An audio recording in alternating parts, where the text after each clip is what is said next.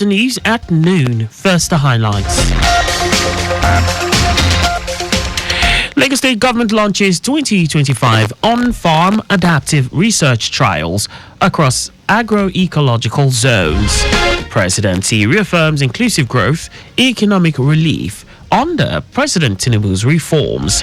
On the 14th, British Prime Minister Keir Starmer meets Narendra Modi on first visit to India. And in sports, Flying Eagles of Nigeria suffers heavy defeat to Argentina in round of 16 tie. Crashes out of 2025 Under-20 World Cup in Chile. And now the details. I am Akan Usen.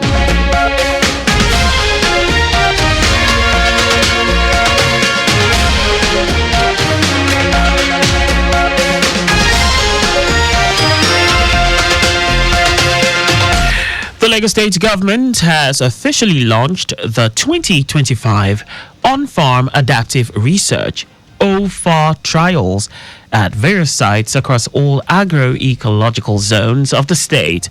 Speaking on the importance of the initiative, Head of Technical Component at Lagos State Agricultural Development Authority, DIPO, Okmadokun, said the OFAR trials are crucial in identifying resilient crop options that address the nutritional, economic, and environmental needs of Lagos State. Okmadokun said the OFAR trials cover various agricultural enterprises, which are crops, fisheries, livestock, agro-processing, farm mechanization, and women in agriculture and nutrition. He stated that the trials aim to assess the performance, adaptability, and economic viability of the improved cowpea variety under Lagos-specific conditions, particularly in peri-urban and rural areas such as Ikorodu, Ekpe, and Badagry. Okmadokun added that this initiative is part of a broader commitment to promoting innovative, science-based agricultural solutions that empower farmers, strengthen the food value chain, and support the Lagos State government's roadmap towards sustainable food security. The Lagos State government has reiterated its openness to partnership with the private sector, development agencies, and local communities, stressing that environmental sustainability is a shared responsibility. Speaking at the maiden edition of Town Hall International Climate Conference of the parties in Ikeja, Special Advisor to the Governor on Environment, Olakunle Rotimi Akodu, said climate change is not an abstract conversation, but is now a daily lived experience that affects livelihoods, health, and economic well-being of all residents. Rotimi Akodu said the government is conscious that climate challenges, which range from rising sea levels, recurrent flooding, extreme heat, biodiversity loss, and mounting pressure on infrastructure, are no longer distant projections, but realities everyone contends with and may intensify if the government does not act with urgency. He said that in recognition of the climate challenge, the government had taken bold steps to build resilience and embrace sustainability. Rotimi Akodu said the Lagos Climate Action Plan 2020 to 2025, developed on a robust evidence base, serves as the blueprint for reducing greenhouse gas emissions while reinforcing the commitment to net zero by 2050. The Lagos State Health Facility Monitoring and Accreditation Agency, HIFAMA, has reiterated its commitment to ensuring that health facilities across the state deliver quality, ethical, and patient-centered services, even as it charged residents to actively participate in safeguarding their own healthcare rights.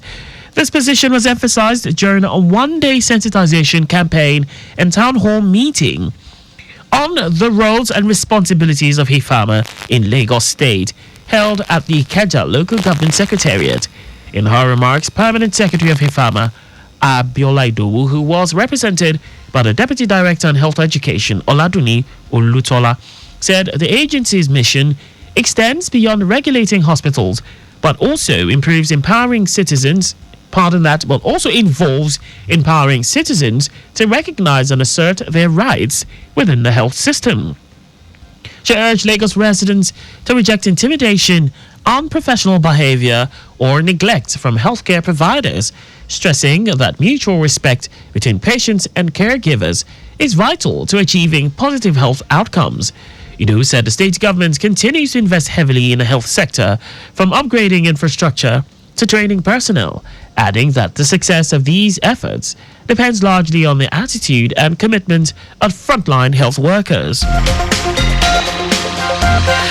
And now to the rest of the stories. The presidency has reaffirmed that President Bola Tinubu remains steadfast in his commitment to inclusive growth and implementing tangible measures to cushion the effect of economic hardship across the country. Special Advisor to the President on Media and Public Communications, Sunday Dari, outlined a broad range of programs and fiscal reforms driving the administration's economic recovery and social protection agenda.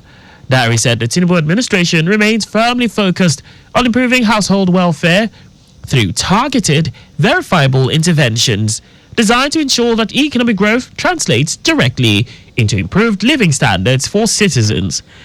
The presidential aide also highlighted the Renewed Hope Ward Development Program as a major new initiative targeting all 8,809 electoral wards, delivering micro-infrastructure, livelihood support, and social services directly at the community level.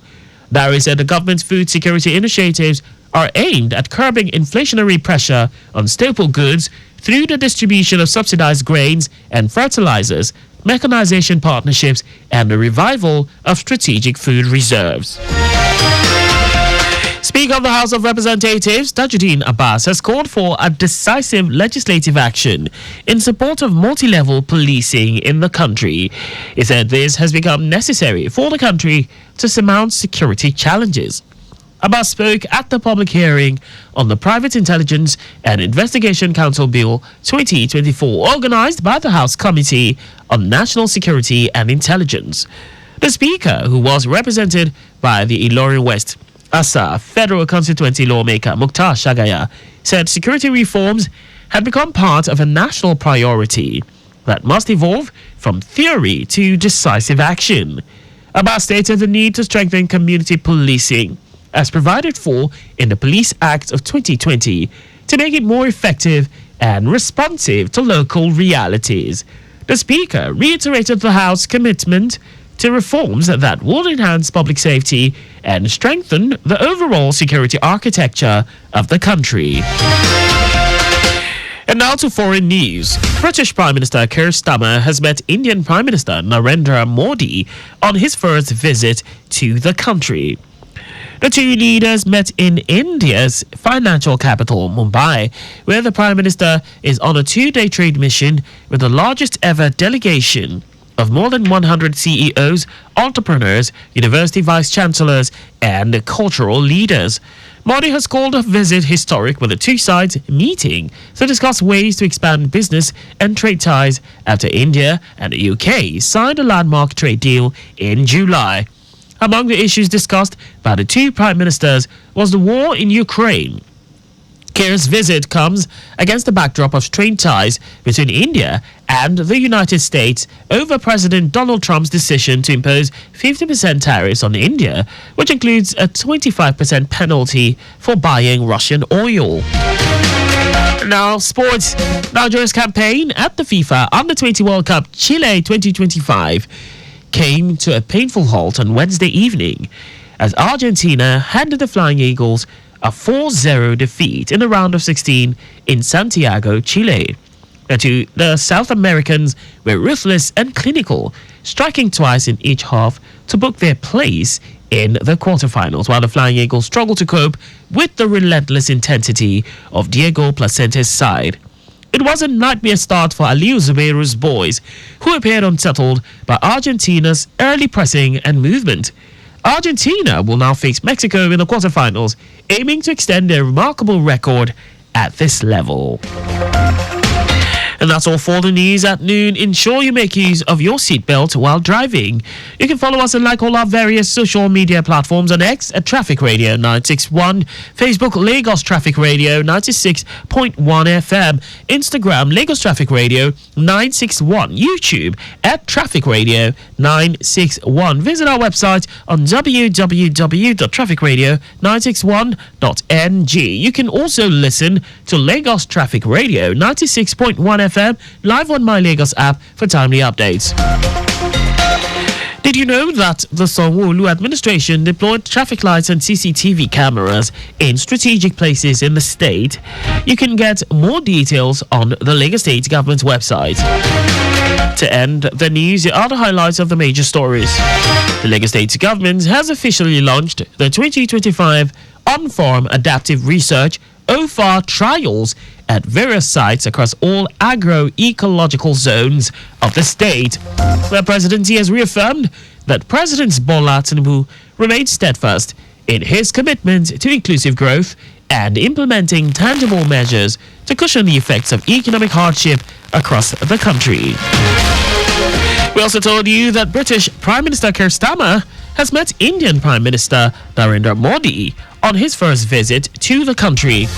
And in sports, Nigeria's campaign at the FIFA Under-20 World Cup Chile 2025 came to a painful halt on Wednesday evening as Argentina handed the Flying Eagles a 4-0 defeat in the round of 16 in Santiago, Chile. For contact with the newsroom, please send a message to info@trafficradio961.ng. And that ends the news broadcast compiled by Kayode Mafolashiri. I am Akan Usen. Thanks for listening and please stay safe.